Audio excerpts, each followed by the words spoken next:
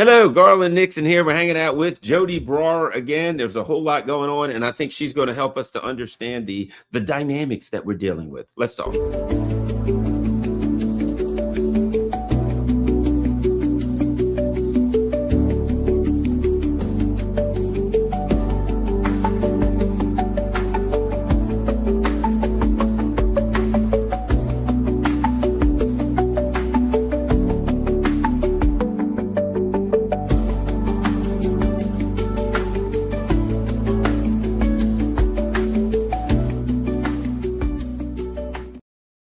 Hello, Garland Nixon here, and we are once again, now that I'm kind of settled back in and not traveling any like I was and all that stuff, we can settle down and get to one of our favorite guests, if not our favorite guest, probably our favorites, I think, Joti Brar.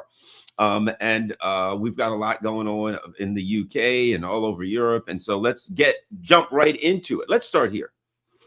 In the UK, there are some hunger strikes going on, I understand, and some people that are involved in hunger strikes regarding Gaza. If you could fill us in with what's happening there and what we need to know about it, your thoughts. Absolutely. Thanks, Garland, and welcome back. Nice to be back with you. Yes, so in Britain right now, there's an organization called Palestine Action, who have been, more recently, they've been proscribed as a terrorist organization. But before that happened, they had been prosecuting a very successful, if somewhat isolated, campaign to try to disrupt and sabotage the war machine that was connected to the genocide, the Israeli genocide in Palestine. And this began before the most recent, their campaign began before the most recent stage of the genocide in Gaza specifically. It actually began quite a few years ago, and it's been kind of long running, ongoing. And their particular target was the Israeli arms manufacturer Elbit, and they advertised themselves as being at the heart of the Israeli defense forces, i.e. very much at the heart of the criminal war regime of the Zionists. And they have a lot of operations and subcontractors and direct contractors in Britain, on British soil. They've got a big research department up in Filton, which is just up the road from where I am in Bristol. Bristol is a town that's at the centre of the British aerospace industry. And that means, of course, it's at the centre of British arms industry as well. And up the road in Filton, which was a RAF air base in World War II, and that's how it kind of grew into this big kind of base for air industry and then arms industry. Up the road in Filton, Elbit had a big research and development institute, and some Palestine Action activists broke in and did some damage to that institute, and clearly upset Elbit very much, because there were 4 rounds of late night kind of dawn raid arrests by counter-terrorism police of people they allege were involved. Now, bear in mind, this has not been to court yet. These were not people who were caught in the act. Many of these people who are in prison are accused only of being involved in this act. They were arrested by counter-terrorism police. And I know, because it happened to my comrades, what that means. That means like half a dozen or a dozen or more armed police will come and bash down your door and raid your house and turf all your family into the street and seize all your stuff. It's a hardcore raid, right? Middle of the night, and they'll abuse your family. So they took these people away using that kind of force and put them on remand in prison awaiting trial. Now, those arrests were made in the autumn of 2024. None of these people and they're 24 people, so they're called the Filton 24. 24 of these accused are being held on remand. Some of them started to have some court dates, but most of them don't have a court date set until the middle of next year. So that's a year and a half's worth of being held. Now, they're not being charged on terrorism offences. Bear in mind, when they performed their direct action of sabotage of a part of the Israeli war machine, it was before Palestine Action was proscribed as a terrorist organisation, right? So it was a direct action group committed to non-violence. Right? They never hurt anybody, never attacked anybody. They have, you know, the most you could accuse them of is criminal damage, right? And in fact, the charges against the Filton 24 are not terrorism charges. They're like criminal damage charges, but a lot of them are being treated in prison as if they were terrorists. They're talked to and abused by the prison staff as if they're terrorists. And of course, partly that's being kind of justified by the fact that the group has, since they were arrested, been proscribed and described as a terrorist organization.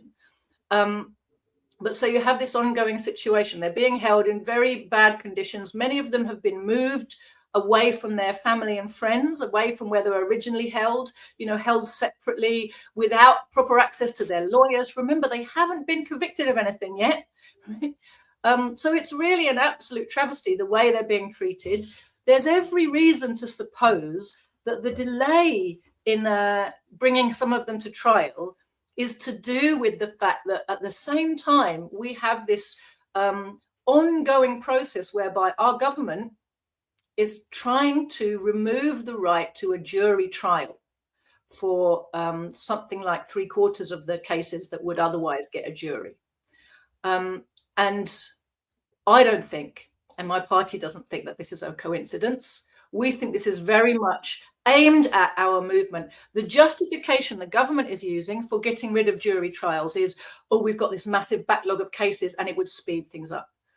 But it's not jury trials that created the backlog, and getting rid of jury trials is not going to get rid of the backlog. It's been deliberately created to justify taking all kinds of measures. A lot of it stems from COVID, but it also stems from chronic underfunding, which is the same problem you have in every branch of the state apparatus and the social services, whatever, every part of, you know, the state machinery that delivers something to ordinary working class people has had chronic underfunding. And part of that is to create a justification for privatizing things. And part of that is, you know, you create a shortage and then you say, oh, look, there's this terrible shortage and the service can't cope. We'll have to bring in the private sector. And part of it, like I say, in the justice system, so-called, a very big part of it is to justify then bringing in measures that would otherwise be massively unpopular and say, oh, well, you know, we don't want to do this, but, you know, we've got to have common sense. Drastic measures are needed. We're in this drastic situation. And they do this classic thing. It's a bit like, you know, when capitalists want to protect the stock market, they always talk about the little old lady who's invested her pension, right? Like that's who they care about protecting, right? That's not the main person who's on the stock market, right? But that's the case they always hold up to you. So when it comes to the media discussion about the possibility of ending jury trials, and it seems like they're fast tracking this debate and it could be made law very quickly, the discussion is all around, well, isn't it awful that victims of rape and sexual abuse are waiting too long to get justice? And this is really unfair on those people. And so all the discussion is framed around, you know, these cases, which have always had problems going, you know, mainly due to police culture and nothing to do with backlogs, right? And a general social culture, right? But that's gone back all the way through, you know, the justice system's history. It's not a new problem. But it's, you know, it's the way that the narrative is being framed to try to make people feel like, oh, we're not trying to attack anybody's civil liberties. It's just for, you know, practical reasons. We've just, you know, we're in this difficult situation, or don't know how it happened, but we're going to have to do something. Something must be done. Oh, look, this is what we're going to do. We're just doing it for your best interests and because we really care about these women. Right? But actually, it's about, you know, the attack is on the working class movement. The attack is on the organized working class. The fact is that when people take action for reasons of conscience in the interests of wider humanity, even if technically they've broken the law, and let's remember that there's very often a conflict, certainly there is in our country, a conflict between national law and international law. And when you have protesters who are able to argue those points, number one, it's in the wider interest of humanity. Number two, I was following my conscience and not just, wanton criminality. Number three, international law and national law say different things about this. In the majority of cases, the jury will acquit. They will not send down and find guilty defendants who are accused of crimes when they can argue those points. And of course, the Palestine Action activists knew that when they undertook their action. So did the government. We see now from leaked papers that the government's been on a long 2, 3 years, 4 years crusade, working hand in hand with the Israeli embassy and Elbit's management to try to, and their own lawyers, to try to work out how to stop the campaign against Elbit. So there are two things we see from this. Number one, the total complicity of all our governments, Tory and Labour, with the Zionist machinery. And of course, it's not surprising when you understand that they all work for Anglo-American imperialism, right? But they've been conspiring together to try to work out how to stop these attacks on Elbit, which were getting in the way of Elbit's ability to reliably deliver both to the Israeli armed forces and to the British armed forces, right? Elbit is up for a massive contract with the British Army worth more than 2 billion over several years to be involved in some kind of retraining exercise for the whole British Army armed forces. And all 12 of them? They're quite clearly the preferred supplier, right? There was even an announcement on the Elbit website that made it look like they've been given the contract, although from what I'm not totally up to date, but the last thing I saw, it was all kind of very coy and nobody is quite admitting that Elbit's been given it, but they're definitely they're the preferred supplier, let's put it that way. Reading between the lines of various press releases and things that government ministers and all the rest of it have been saying. But this constant sabotage and attention of the Palestine Solidarity activists is a problem that needs to be dealt with, right, and got rid of. And, as we go into a period where more protest and more working class people are going to be more angry about their conditions, about the wars, about austerity, about all the things that are being done to them and by their government in their name, you can see that the ruling class wants to have more powers to shut down protest and shut down, imprison and criminalize people who are guilty only really of trying to defend the working class and defend the oppressed around the world and stop the war machine, stop war crimes that, our tax money goes to pay for and our governments are all complicit in. So this is basically, sorry to kind of put the big picture, but this is what's going on. There's 24 prisoners who are on remand waiting for their trials, as I said.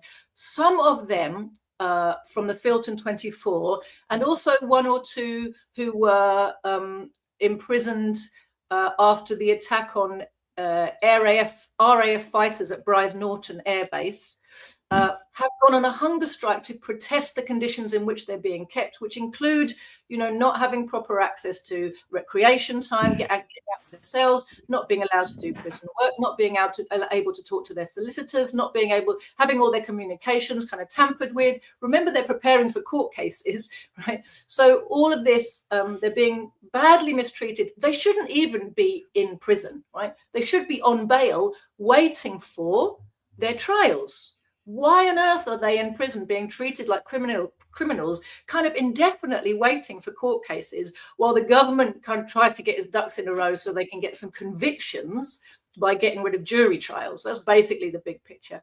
There have been as many as 8 on hunger strike. I believe that 2 of them may have stopped their strikes now, but the 2 young ladies who've been on hunger strike for the longest, and one of them I think is still a teenager, right, have been on hunger strike for 7.5 weeks, more than 50 days. Okay, so they are now in a critical condition. And our media, Garland, is saying nothing. there's been like one article in the Guardian, one article in the Telegraph, like online, you know, buried in a corner. Basically, blanket non-coverage of this event, so people don't understand what the issue is, who these people are, why, you know, why they're striking. It's been very interesting to see a lot of solidarity coming, not of course from Palestinians who understand what it is to be imprisoned for crimes of conscience or politics, but also from the Irish community. And you know that in 1981, we had a huge hunger strike of Irish prisoners of war in the north of Ireland, and 10 of those died during that hunger strike when they were fighting for the right to be recognized as political prisoners. But very same kind of measures that were used to try to suppress the national liberation struggle of the Irish they're trying to bring them into mainstream British courts. So we used to call it the diplock system. And it was the special courts they had for terrorism offences in the north of Ireland. They still exist, actually, and that's what they're trying to bring over here, because it was basically one judge, no jury, fast track, get someone arrested, get them put in front of a judge. Judge says guilty, 20 years, see you later, right? And the struggle in the prisons then became a major part of the liberation struggle generally, a big front of the struggle, which was what led to the hunger strikes. There were several waves, different times of hunger strikes, but the one that's most famous is the ones in 1981. And that was where, if you've heard of Bobby Sands. Yep. Yes. He was the leader of the hunger strikers and the one who died the first. And while he was on hunger strike, he was elected to the British Parliament. Wow.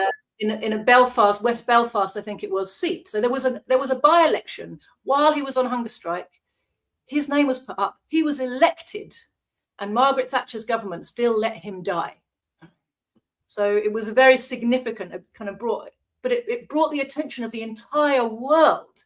I'll tell you this little story. So we're going a little bit off, but I will tell you this story. Sure. The Iranian embassy renamed the street that the Iranian government, renamed the street that the British Army, my brain is going. The Iranian government renamed the street that the British embassy in Tehran sits on as Bobby Sands Street. And the British were so upset by this that they didn't want that to be their address, that they moved their front door to the back so that they could address their post to something that wasn't Bobby Sands Street. But Bobby Sands Street is still there in Tehran. So you see it sent kind of waves of sympathy around the oppressed world, and really connected not only with the population that was struggling, but also with struggling anti-imperialists, the world over. It was a very significant moment. And I think the British media is very conscious of that.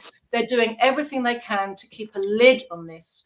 And I think that's why probably most of your viewers, even though they're quite, well connected and aware of a lot of things, very likely haven't heard about these hunger strikes. Even most people in Britain haven't heard about them. So I think it's really important to bring it to people's attention. And if you want to know more, there's a website, Prisoners for Palestine. It's a 4 in the middle, Prisoners for Palestine. And they also have a Twitter account where you can kind of follow them and get more up-to-date news than I can give you. But I think really important just to bring that to people's attention. Well, of course, the media, they can't really, waste time on things, such as that when they have to deal with these major stories. Starving Russian soldiers recorded plotting to eat fellow troops. So they've got major stories here. And where did that come from?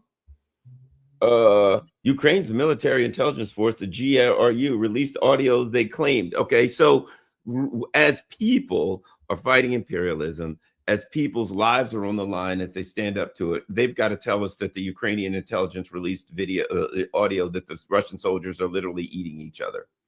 So that's what we've got for media now.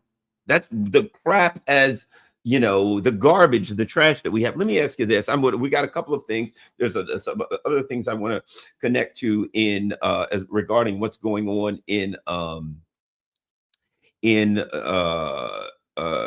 the UK. But before we do that, let's jump to what was the issue I wanted to go to? Oh, Europe. yes. And I never can pronounce his name. Jacques Beau. Jimbo, I think. Jacques Beau. Okay, because in the Jimbo, that's U.S. how we I would be Baud would be pronounced baud here. You know, the D would never be silent. But Jacques Beau. At any rate, so same kind of thing in a way, in that where the government's now saying, you know, we don't need juries. The government will say you're accused of a crime, and then a government official, a judge, will then make the decision. The people have no input. Jacques Beau, a man of, I mean, you know, just impeccable background and dignity and respect everywhere, um, did everything he could to make sure that he was as reasonable and fair as possible. I heard an interview with him, and he was talking about, well, I was asked to go on Russian media. I said, no, I won't do that. I was asked to do a lot of things. Nah, I'm going to keep this professional, and I just want to be an unbiased observer here, and a professional, use professional analysis. Did him no good. It did him no good. The European Union, EU, woke up one day and said, you know what, this guy's officially now going to be sanctioned. If you read the sanctions, it's really weird because, let's see, I really should read that because it is so absurd and so broad that it doesn't make sense. If you read it, let's see. Let me read this. Jacques Ball, a former Swiss Army colonel and strategic analyst, is a regular guest on pro-Russian television. He's never been on any Russian TV programs ever, and radio programs.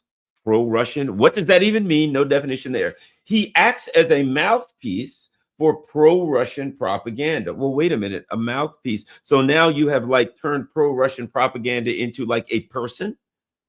If he's acting for a mouthpiece for pro-Russian propaganda, even that, I mean, grammatically speaking, pro-Russian propaganda has to be like a living person or a group or organization, and makes conspiracy theories, okay? For example, accusing Ukraine of orchestrating its own invasion in order to join NATO. What they mean by that is Alexei Arestovich, who is a former high-ranking Ukrainian official, said exactly that. He said, yes, you know, we'd like to join NATO, and the price is a big war with Russia that'll probably be starting around 2021 or 2022. That's what he said as a Ukrainian official. Jacques Beau said, you know, here's what Alexei Arestovich said, and repeated the quote verbatim. And what they said is, he makes conspiracy theories, accusing Ukraine of orchestrating its own invasion in order to join NATO, when he simply repeated, and excuse me, pointed to a comment made by an official Ukrainian government representative. And so now, and in sanctioned, he can't fly over that. He can't access his own bank accounts. I heard him talk. He said, well, they're going to allow him to access money in his bank accounts for food and rent and things like that. Yo, boy, how you know, mighty awesome of him. Now, add this. If he were to, let's say, not be able to eat and he were to be starving, and you and I were to say, oh my gosh, this man's starving, here's a biscuit, we could then be in trouble for helping a person who's sanctioned, because you're not allowed to do that, and then we'd be sanctioned. If we were to give him a ride across the street, help him out, he falls down, we help him. It's incredible. And because this is not a legal action, it's a political action. There is no venue for redress. There's nowhere he can sue. He can't get a good lawyer. He can't take action. And the country that he lives in is not even a member of the EU. So the EU has said this guy who doesn't live in our country is sanctioned. It's really, I mean, this is, you know, again, this is getting rid of juries. This is blowing up boats and saying that person is a drug dealer on the boat, and I'm just going to blow up the boat and kill everybody. This is the imperialists saying, you know, we're desperate, so we'll do anything we want. And we can't possibly leave an avenue for people to take legal action to dispute our actions. Jody.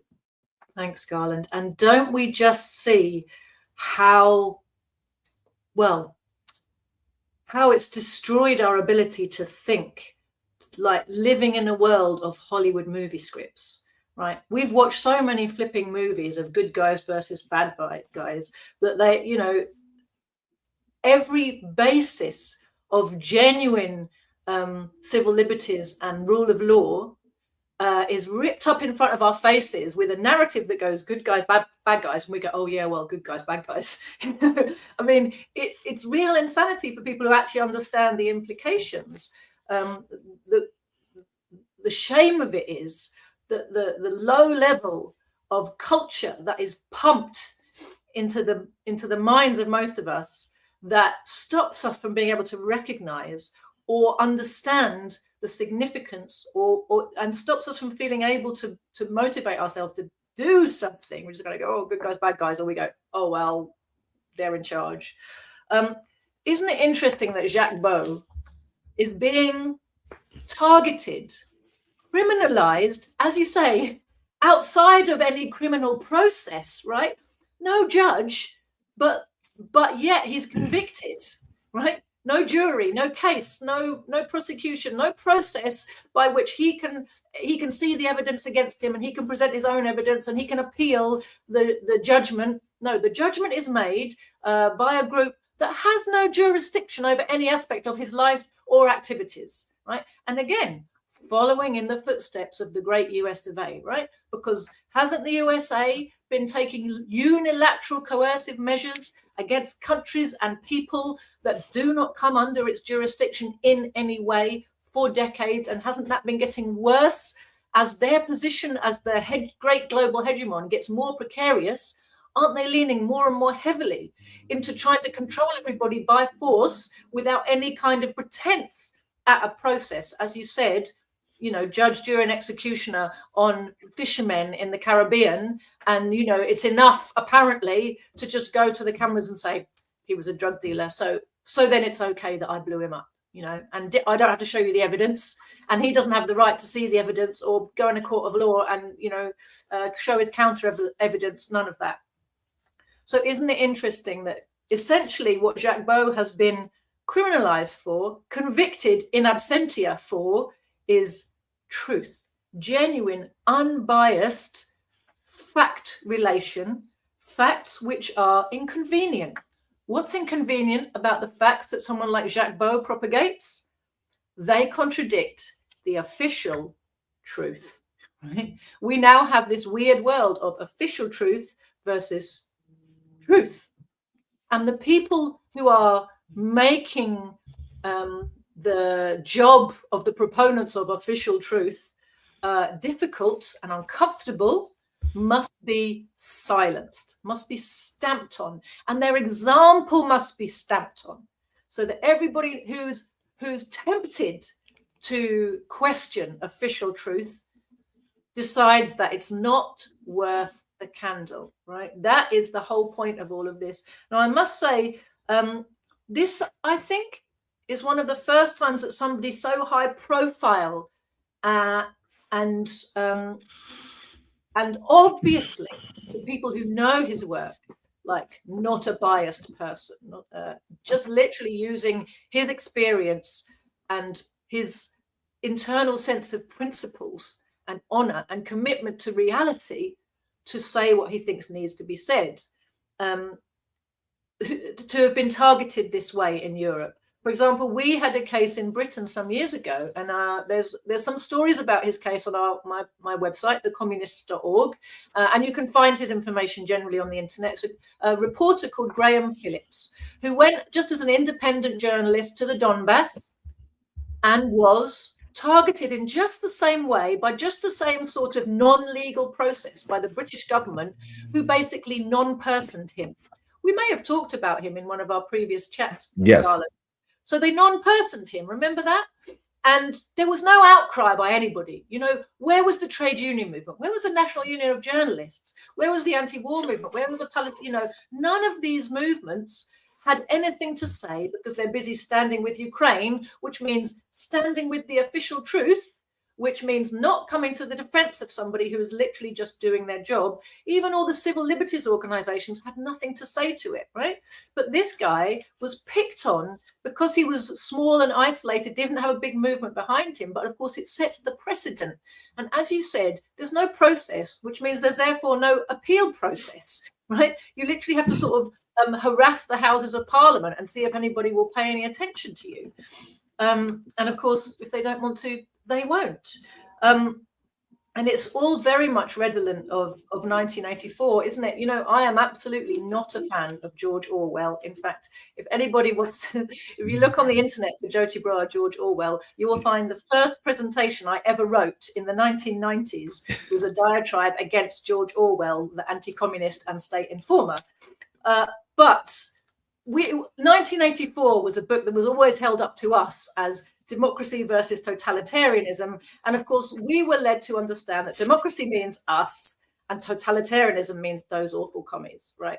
But in fact, 1984 now reads very much like a description of the society that the lovely democratic West is building for us all to live in, doesn't it?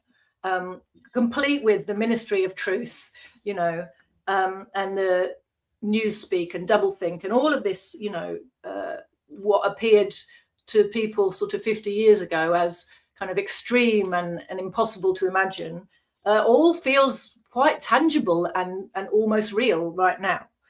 And just on the last point regarding Jacques Beau, when they're saying that it's a conspiracy theory to say that Ukraine organized its own invasion, the truth is that it was indeed the NATO side that planned, prepared, and precipitated this war.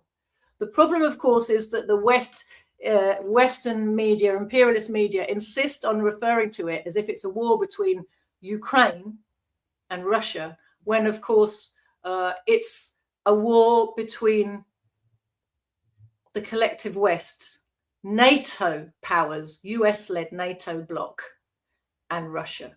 And when you understand that, and you say who started it, it's much easier to see, you know, look back in history, all of the steps that led up to it, that of course it was NATO that planned and precipitated and wanted this war. Hence, Mr. Arestovich saying, oh, we're going to have a war, because he would have been part of all the preparations they were making. He knew damn well what was happening. He was part of turning the Ukrainian armed forces into NATO's biggest army. He was part of building all of the trenches and defense lines across NATO. What were they preparing for? You know, they were preparing for a war. Why? Because they were intent on starting one. That was Ukraine's job, to be NATO's battering ram to try to destroy Russia. There's no conspiracy theory about that. There's a huge body of evidence for anybody who wants to go and find it. Well, absolutely, 100%. So we will keep an eye on that. But there are other things, and which is absolutely terrible. And of course, there's the chilling effect, because I guarantee you that everyone in Europe who does online stuff, who are looking at it, saying, "Uh-oh, I think they're coming after all of us," and we shall see what happens next. But I mean, if you can't repeat what a Ukrainian official said, and they just say, well, we're going to ignore the fact that it came from a Ukrainian official. In fact, the Ukrainian official is allowed to say that. Ukraine's not a part of the EU. So a Ukrainian official is allowed to say that, and we won't take any action against it. But if a person who is in the EU says it, and points to the Ukrainian official as this is their quote, then you will be punished. It's interesting. We'll keep an eye on that. And let's hope it doesn't spread, but I suspect it will. Anyway, let's move on. This is something that's important. So in the US, we've got this thing called the No Kings protest.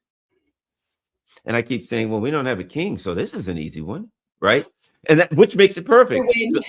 Yes, they're going to have a protest that says no kings. And in fact, on the very first banner they made, it said, you know, hands off this, hands off that, hands off Medicare, hands off NATO. It literally, on their placard, it said "Hands off NATO." Now, you may be suspicious because the two founders, Arch Zionist Leah Greenberg and Ezra Levin, are absolutely beloved by the media. And in fact, Leah Greenberg worked for Tom Piarello for years, and you may find it interesting that he was the executive director of George Soros's Open Society Foundation. So I guess they're pretty good at putting together protests, as it were. But at any rate, so I just got an email, in fact, exciting news. There will be another No Kings protest.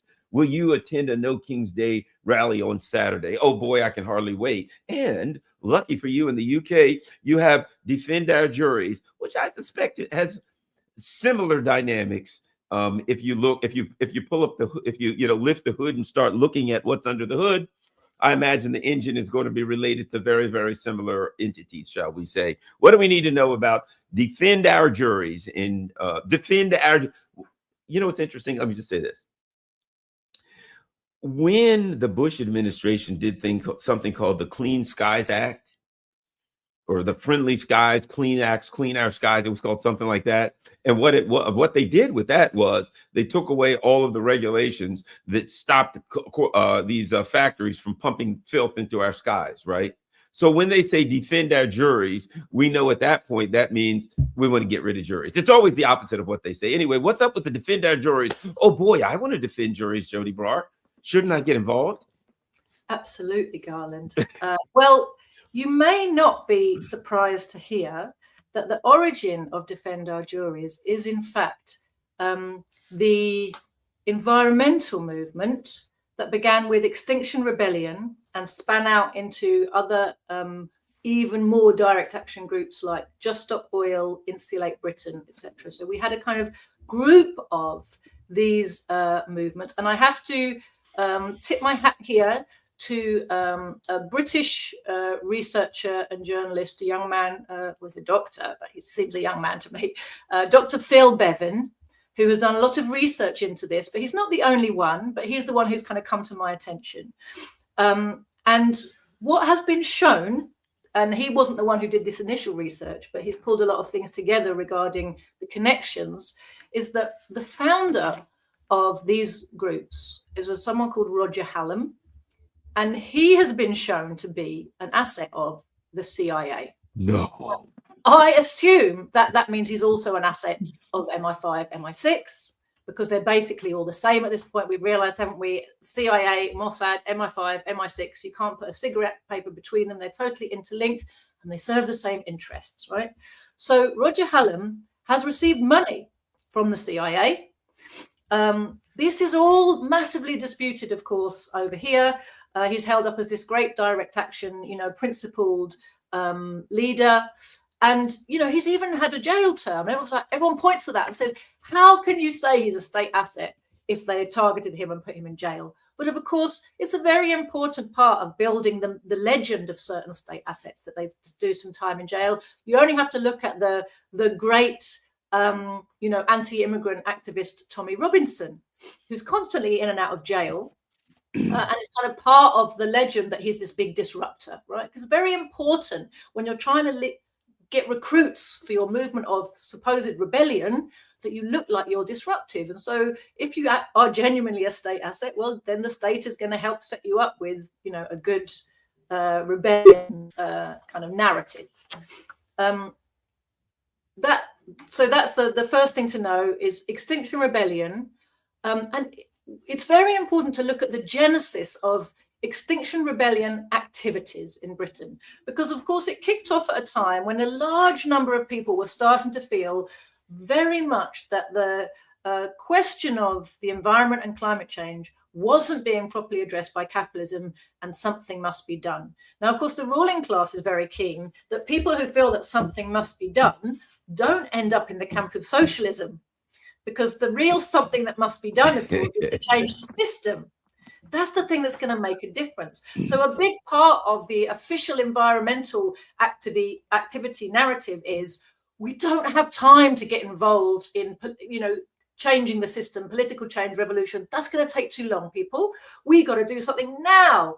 And so on the one hand, you get a kind of climate dooming thing of like, oh my God, tomorrow the world's going to end, which gets people kind of, you know, psyched up to just be active and to be then, you know, good recruits for an organization that will point them over there and say, look, that's your activity. Be active, be active. This is how we're going to stop climate change. Be active.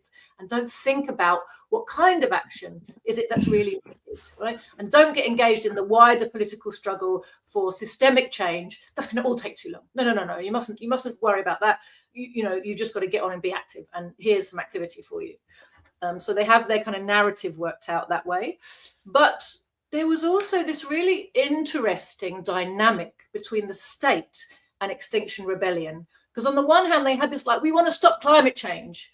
But on the other hand, when you look to their actual demands, it was things like Parliament should talk about a thing.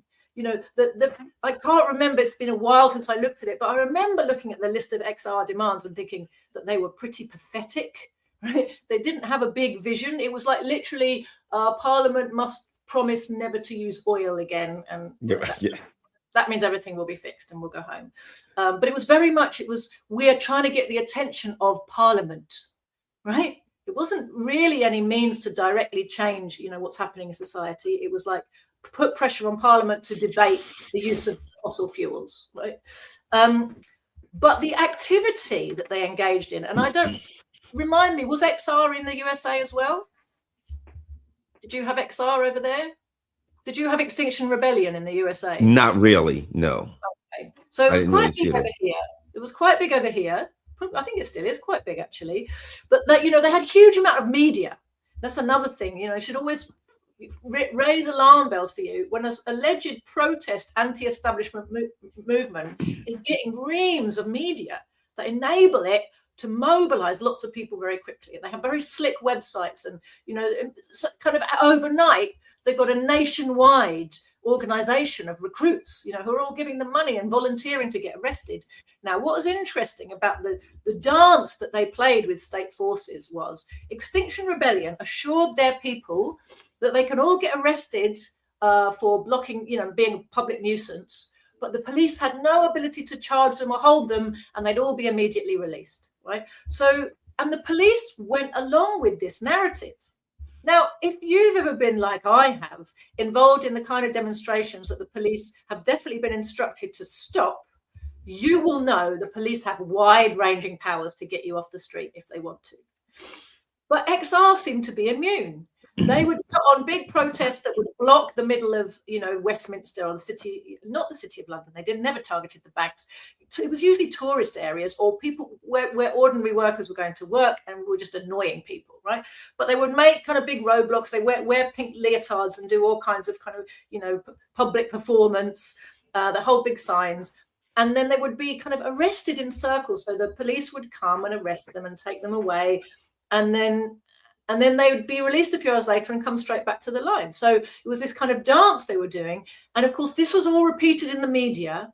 And the police were reported as expressing frustration that they're wasting police time. And this is why they can't respond to more urgent cases. And, you know, the problem is we just don't have enough powers, Garland. Now you understand where this is going now, right? We just don't have the power to stop these annoying pink leotard wearing idiots and not getting in the way of your day. Now, two things happened out of all of this. Number one was a whole load of British people decided that actually the climate narrative was just bullshit. Right? The whole thing was crap and there's nothing wrong with the environment, and just carry on, just go fracking and stop talking shit. You know, it became like a culture wars issue. You know, the climate, it stopped being something you could have a sensible conversation about and became either you support these people in pink leotards or you agree that it's all bullshit. And the bit in the middle where you say, well, I think that there is something we need to be dealing with, but this is not the way to deal with it, that space disappeared, right? And it's like support the pink leotards or hate the pink leotards. And of course, the people who'd been pushed into hating the pink leotards, by and large, were then mobilized to feel sympathy for the police, sympathy for the poor state forces who just wanted to help people get on with their day, and somehow they couldn't. And of course, when new legislation was proposed to have far more draconian regulations around protest. Remember, they already had everything they needed actually to get people off the street who were really causing a problem. But people did have the right to protest. Well, at the end of all of this, people basically don't really have the right to protest unless the police have agreed to it, you know, in triplicate beforehand, and they told you where and how long and how many and all the rest of it, right? So essentially, all that ended up doing was creating a public consent for much more draconian legislation. And what you saw later on, there were some spin-offs from Extinction Rebellion of like more radical, determined activists into something called Just Stop Oil. Now, of course, they got used to the idea that the police can't really do anything to us. But then the law changed. And Just Stop Oil went out, and they were like the trial case. And again, the massive British population had no sympathy for them. But if you stop and think about this, it's terrifying in its implications. And as you said, totally chilling.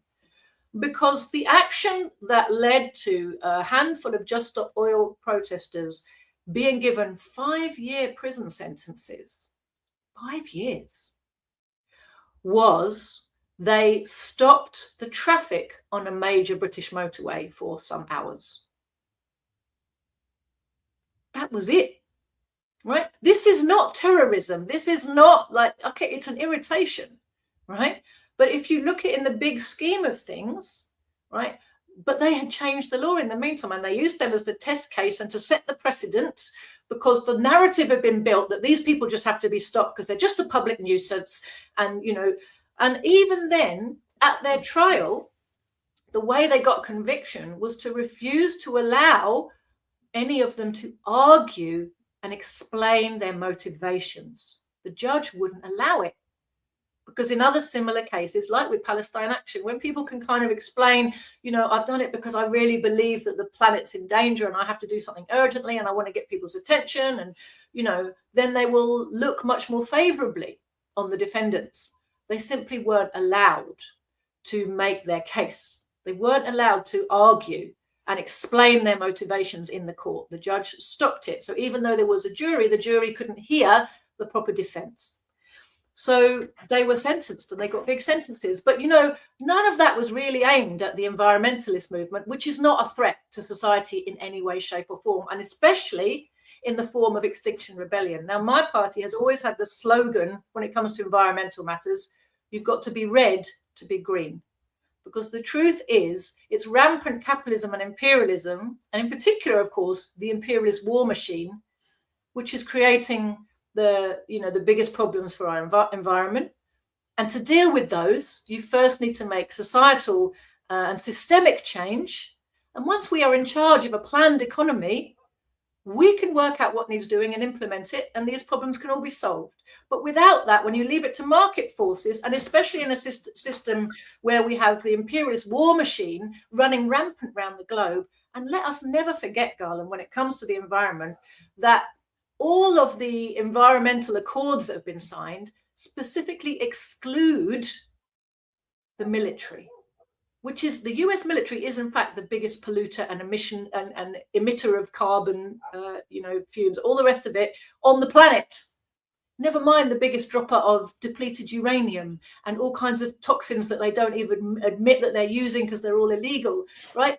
All of this is just the war machine, and the war machine is left out of all of the global discussions about climate change and environmental issues. So it's an absurdity to imagine you can fix environmental problems under this present system. And those people who are dedicated to try to fix environmental problems under capitalism are on a hiding to nothing, and they are not a threat to the system or to the status quo or to the government or to the ruling class or to anybody else. It's not them that's really being targeted. It's the anti-imperialist movement that's really being targeted. And that's why they're setting these precedents. And that's exactly, we predicted when they got those sentences, this is aimed at the Palestine movement. And now here we are, a year and a bit down the road, Garland, and we see exactly that, abolishing jury trials, a precedent of, abolishing really the right to protest unless, the police have agreed every aspect of the way and where and how you want to protest.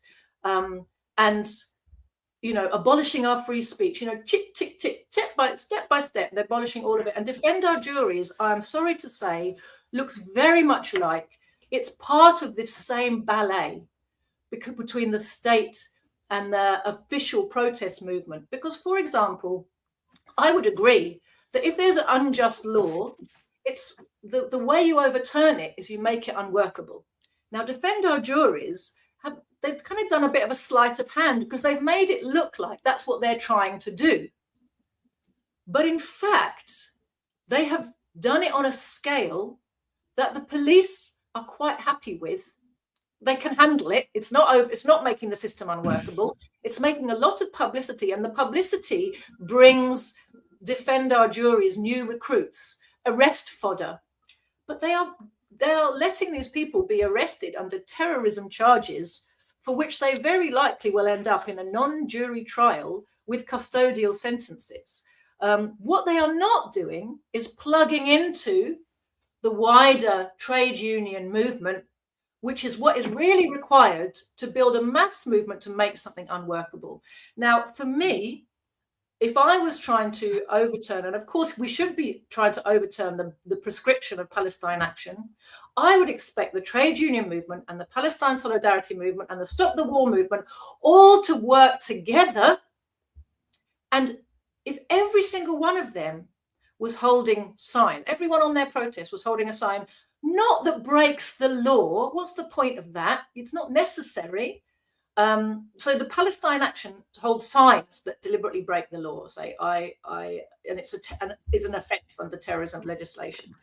But you could get everybody, demanding together the reversal of the prescription, and you need huge mobilization to do that, and you need the trade unions to be refusing to cooperate in any of the processes. So trade unions in the courts to refuse to cooperate in the processing of defendants, for example. Now, you can do that through a genuine mass movement. We have done it in working class history before in this country. In the 1970s, for example, there were cases of trade unionists being put in prison and being released because of mass mobilizations that scared the government because they were militant and they meant it. And they weren't prepared to let this lie. Now, this is what needs to be being done, but it's very noticeable that on the one hand, you have Defend Our Juries over here, conducting their action in such a way that guarantees people are going to be arrested and charged with terrorism offences on a scale that isn't big enough to really upset anybody, but gets lots of sort of publicity. And over here, the trade union movement are doing nothing about the war machine, nothing about the genocide, nothing to mobilize their members to refuse cooperation in either in the processing of these, unjustly, accused old people with signs, or to stop the war machine, or any of the rest of it. Then they're doing nothing. The official leaders of the official protest movement just keep their activity in a silo completely separately. I mean, for example, all these times when Defend Our Juries protesters were being arrested in Parliament Square or wherever they're doing their actions, if you've got a demonstration on the other side of town, not even that far away, in fact, not even the other side of town, just like half a mile away, of 100,000 people, why don't you bring those 100,000 people to the place where the people with signs are being arrested and just stand in front of the police and say, no, you will not arrest these people. One of the things that I find really telling, Garland, I had the postcard about these people who are being arrested. What have I done with it? Oh, here it is. Right. So the Defend Our Juries produce this postcard that they give out places where their people are being arrested. And they say what they want. They want to make the law unworkable, so they say, and they want to, stop the genocide. Then they've got this solidarity ask for people who come along to their protests. One of the things they say, what we are doing, we're here to resist the ban on Palestine action, defy state repression, refuse complicity and genocide. Well, that's all good, isn't it? Sorry, got off the camera. How are we doing it? We're doing it through silent, still protest, holding banned signs with courage, and inviting others into quiet, solemn solidarity. Be very quiet. You wouldn't want to disturb anybody when you're protesting. You wouldn't want to upset the police while they're busy arresting. You're right. And then it says, together we bear witness, defend the right to resist, stand against genocide. At the bottom, right, get this. We are not telling anyone what to do. Heaven forfend. We respect everyone's right to protest how they want to. Because obviously, you know, the right way to organize a successful protest is everyone do what they feel like. We warmly welcome you to witness the arrests at this action. Witness. Please come and show your solidarity. So they're literally saying, stand still, be quiet, witness us getting arrested. How on earth? What has that got to do with, like, showing the state that you mean business, showing the ruling class that you're not going to let this carry on, getting the working class organized in its own defense, right? These are issues for the mass of the working class. In what way does this mobilize, motivate, and awaken the activity of the mass of the working class in their own interests? It's in their interests that we still have jury trials. It's in their interests that we're not committing genocide. It's in their interests that British imperialism is not allowed to make itself stronger by rampaging around the planet, because that strength is what enables it to repress at home. That's why we have such terrible austerity at home with almost no opposition, because you know, our leaders have been brought up and our mass movement is so demoralized and our ruling class seems so powerful, but their power comes from the fact that they're looting the planet, right? So the idea that this is a genuine movement, I think increasingly, and from several directions I've heard this, there's a group of anti-genocide lawyers who our comrade Ranjit is in close connection with, and from different directions I'm hearing this, look, it feels like everything that's being done right now is all heading in the same direction as creating a narrative. Like these good, well-meaning people who sign up for Extinction Rebellion, who sign up for Just Stop Oil, who sign up for Defend Our Juries, they are fodder for a machine which is not acting in the interest even of the cause that they care about. It's basically using them to create a narrative of activity and opposition and stop there being kind of to first of all, to identify all the people who are prepared to really put their necks on the line. Now there's a nice database of all those people, you know, who are up for going to prison for a cause.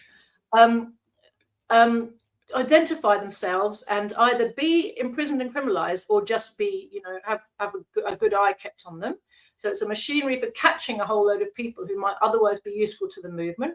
It's a mechanism for separating them from the really mass Palestine solidarity movement, which it's been artificially kept separate. It's the same thing that made me so cross with Palestine Action's campaign generally. I always felt the whole way through their activity, Garland, that their organization, while the individuals are heroic and are doing their best to do the right thing, it felt always to me like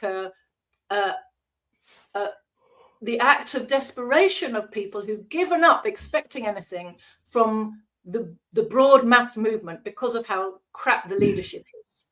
And it's a kind of despairing act that, you know, we can't allow ourselves to fall into, because what we need is to demand mass action. And we have to be working to make that happen, because that's the only way to really stop these things. And what made me, you know, even more cross was, okay, once Palestine Action was going and they were doing these things, the broader Palestine solidarity movement needed to get behind them and support them, and the trade union movement needed to be giving support to them and needed to be replacing their individual activities with mass activities, because the mass action of the working class refusing to cooperate with the war machine really can bring it to its knees. And this sacrifice of individuals, you know, into prison is wholly unnecessary and doesn't in the end do the job we want done. The best thing it could do is spark the consciences of the broader masses that they've got to get involved, but we've got to get involved as a mass and not as individuals, Garland. And for me, that's really the big lesson of all of this.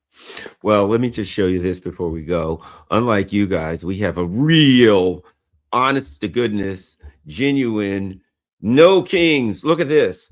Jody, you're going to love this. It's for people who really want to see the right thing. No throne. This is what they're standing up for. And the people all over must come out. And here's the movement. No thrones, no crowns, no kings. America has no kings, and the power belongs to the people. I'm not sure what that means. Now, if you go down this well-funded thing run by Leah Greenberg and Ezra Levin, arch Zionists, you'll get to the bottom and you'll see the power belongs to the people. But there's something even more important, and this is the tell, as they say. Why we wear yellow. Hong Kong. Protesters carry yellow umbrellas as acts of protest, turning an everyday object into a vivid icon of peaceful resistance against violence and suppression. First of all, the Hong Kong protests were not peaceful. They were funded, attended, and organized by the U.S. embassy and the British embassies in Hong Kong to try to disrupt the Chinese government. How about this? Asia. Yellow ribbons became emblems of hope, accountability, and systemic reform after South Korea's seawall ferry tragedy. I don't know what that means. But last but not least, here's the big one. Eastern Ukraine. The yellow ribbon movement reclaimed the color as a signal of resistance and national self-determination amid invasion.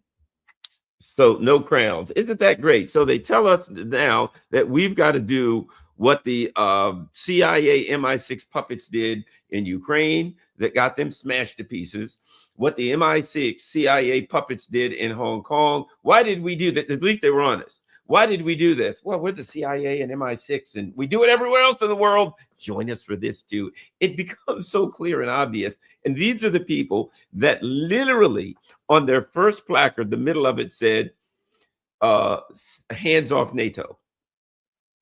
You know, it's really, I think it's good that we end on this, Garland, this lumping together of things which are genuinely progressive and will get mass support and will seem to most people like no-brainers, and sticking in the middle of it your real program, and thinking that by kind of hiding it in there, you make it look as if that's also a kind of no-brainer. No, it's another one of our no-brainer popular, democratic demands. And in the interest of ordinary working people. So lumping together progressive causes with causes that are the real purpose of the organization and are in the interest of the ruling class is a kind of classic trick, isn't it? As is giving lots of media attention so they get lots of recruits. When it comes to those three yellow ribbon demands, what was interesting to me is there was a kind of shit sandwich in reverse, because actually the one in the middle is a genuine progressive demand of the South Korean working class movement. But the ones on either side are very much fake progressive demands presented as progressive by the imperialist narratives. And we've seen something very similar with Palestine solidarity activity all around the West, haven't we? The way that all kinds of, so for example, lots and lots of Trotskyist organizations, who I have to say, when I was young, were very sniffy about Palestine because they were like, oh, well, the PLO and Yasser Arafat, they're bourgeois, we can't side with them. And you still find one or two extreme Trot organizations who kind of stick to this narrative that says, Israel is important for Jews in the world, and there's still a group in Britain that sells a book along the lines of the importance of the Jewish state and all this nonsense.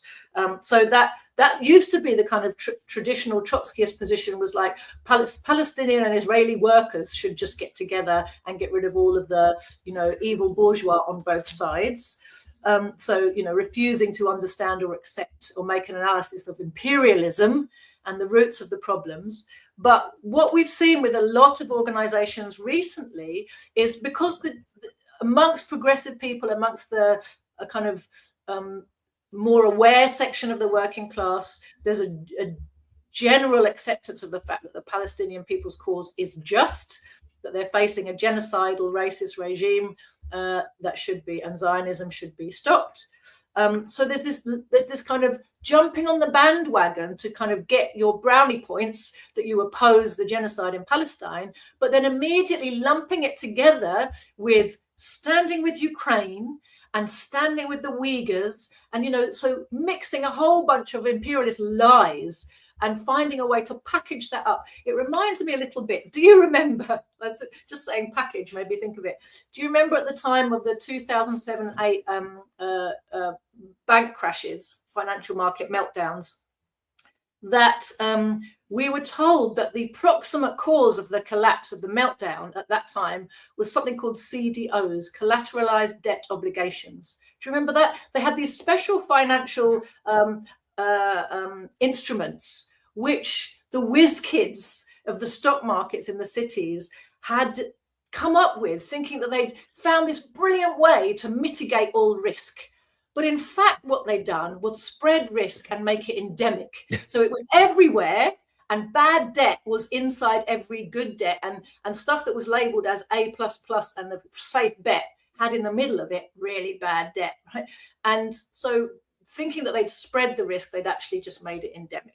And it was all part of keeping the housing bubble going by lending money to people who couldn't afford to pay their mortgages. But this wrapping up of bad debt inside good debt, you know, making these collateralized debt obligation packages, that reminds me very much of what a lot of fake left organizations do today with Palestine. They say, oh, look, we're good anti-imperialists, we're good progressive people, we support Palestine, but then they wrap it all up with, you know, a whole load of imperialist politics that they're using the Palestine issue to try to sell you on a bunch of causes which are not yours, which are actually your class enemies. Agreed. I'll do one last thing before we're on the way out, but just to show, there's a, if you look at the partners, right, there's all of these partners. Not one of them is anti-war or anything like that. But here's one of the partners of No Kings, and it is called, one of the many, Behind the Ark, Jewish Action, right? What you'll notice is they're all hollow. Ben the Ark is a multiracial, multi-ethnic, intergenerational movement of Jews and allies who are rising up to build an American future free from white supremacy, anti-Semitism, and racism. There you go. You've got pictures of, you know, a diverse group of people there. And then look at this. Jews against fascism. Democracy keeps Jews safe. Jews for community safety. Immigration equals safety. Jewish safety, right? If you look down these, our community is our power. What you'll find is this. We're rising up to build a country for all of us. What you'll find when you dig into like every one of these organizations and you go to their page, number one, interestingly, the websites look very similar, almost like the same person created them. But No Kings, what does that mean? We're building a country for all of us. What does that mean? You'll find that every one of these, that like all of their partners, when you go to their websites, they use words like intersectional and intergenerational and, you know, the CIA buzzwords. But when you look at them, there is nothing. This is a Jewish organization, but it doesn't say anything about Israel. Doesn't say anything about Gaza, even if it was pro-Israel or it's not, nothing. Every one of these things that these websites are 100% hollow with some weird hollow rhetoric. And if you look at it, you're like, well, if I were to support this organization, what would I do? And what do they do? What's the program? That's the key, isn't it? And that's the thing that went right all the way back to Extinction Rebellion. You know, this astroturfed, you know, artificially created mass movement. At the end of all of these words and all of these branches and all of this activity, but what is the program? You can't really find it. Exactly. Every single time. Well, at any rate, and they sprinkle a couple of, what they do is they sprinkle a couple of groups in here that are real. And then you go through the rest and they're all like for diversity or something like that. Or for defending rights and dissent. That's another. They all just look so similar. At any rate, Joti Brar, tell everybody where they can find all of your stuff and your good works and how they can follow up if they're interested in the things you were talking about. Thank you, Garland. So I have a Telegram channel, Joti Brar. It's just my name. And so does my party, The Communists. You will find us also on Telegram. That is my party's website URL there, thecommunist.org. Do sign up for our newsletters. Do subscribe to our physical newspapers. I always say to people, buy books, buy newspapers. It's the best way to really learn and retain information. It's not really the same online. But there are plenty of our pamphlets are available as PDFs, and you can read them that way if you prefer. It's not about making money off you, but genuinely to assist in your learning process, I recommend books where it's all possible. And we have a YouTube channel, Proletarian TV, and on our website we also have a Marxist education program for personal study. I really encourage anybody from anywhere in the world to make use of that. It is extremely empowering, and getting educated in Marxism is the first step to getting organized to do something useful. And it's also a big step in breaking the shackles of your mind and lifting you out of what this system can push you into, kind of perpetual pessimism and overwhelm. And it really gives you a sense of optimism, of empowerment, that you really are actually able to be part of something useful. Thank you very much, Joti Brar. Everyone, thank you all. And the most important thing that everyone can do, the algorithms are against us. Here's what I can't figure out. When I had 30,000 subscribers, I would do a video and it would have 20 and 30,000 views. Now I have 90,000 subscribers, and I'm lucky to scrape out 5,000 to 10,000. And I get emails every day that say, "Hey, how did I get unsubscribed from your channel?" So that's the game. Thanks a lot, everybody. So that means you have to share this on all your social media platforms. Thanks a lot. We're out.